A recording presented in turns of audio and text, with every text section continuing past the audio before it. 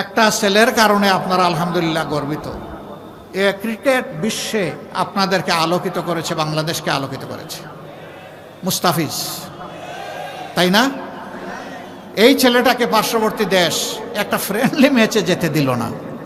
দেশের প্রতি, ক্রিকেটের প্রতি এটা চরম অপমান।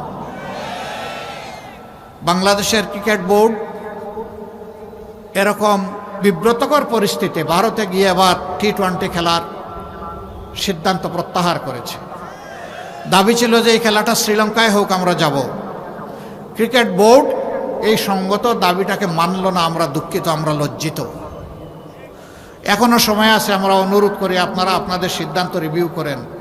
এরকম দুনিয়ার বহু দেশে ইতিহাস আছে, বিশ্বকাপ হয়েছে, কোনো একটা দল ইনসিকিউর অথবা ইনসাল্ট ফিল করেছে, সে বলেছে আমরা ওই দেশে গিয়ে খেলবো না, পার্শ্ববর্তী দেশের ভেন্যুতে আমরা খেলবো। সেই দেশ নির্ধারণ করা হয়েছে। যদি অন্যদের জন্য তাই করা হয়, বাংলাদেশের জন্য কেন করা হবে না?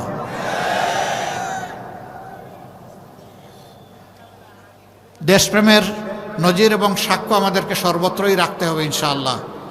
আমরা আমাদের প্রতিবেশীদেরকে বন্ধু এবং প্রতিবেশী হিসাবে দেখতে চাই। আমরা তাদের সাথে উত্তম আচরণ করতে চাই, কিন্তু আমরা তাদের কাছ থেকেও উত্তম আচরণ চাই। আমাদের কথা সাফ, আমরা ন্যায়সঙ্গত পন্থায় কারো কোনো ক্ষতি না করেই তাদের সাথে উত্তম সম্পর্ক আমরা রাখতে চাই, আমরা উত্তম বন্ধু হিসাবে রাখতে চাই। কিন্তু আল্লাহর কসম, আমরা কাউকে প্রভু হিসাবে আসতে দেব না। প্রভু আমাদের একজন, আল্লাহ রাব্বুল আলামিন, এর বাইরে আমাদের কোনো প্রভু নাই। এই ব্যাপারে আমরা আপোষহীন। আমরা আশা করি আমাদের এই বিষয়টা মর্যাদার চোখে সবাই দেখবেন ইনশাআল্লাহ।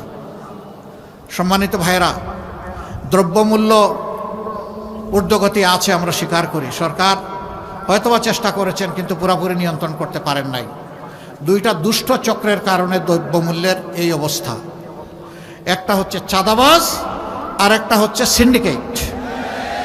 আমরা আপনাদেরকে কথা দিচ্ছি, আল্লাহ আমাদেরকে সুযোগ দিলে প্রথমে চাঁদাবাজের হাত শক্ত করে ধরে ফেলব, তারপরে সিন্ডিকেট ভেঙে চুরমার করে দেব।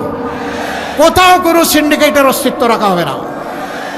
শাসন হবে জনগণের শাসন। এই জন্য চিৎকার দিয়েই বলছি, আমরা জামাতে ইসলামের বিজয় চাই না, আমরা 18 কোটি মানুষের বিজয় চাই। 18 কোটি মানুষ মুক্ত হলে আমরাও মুক্ত। 18 কোটি মানুষ যদি দালাল একেবারেই বিপজ্জনক পজিশনে পড়ে যায়, আমরাও বিপজ্জনক পজিশনে পড়ে যাব।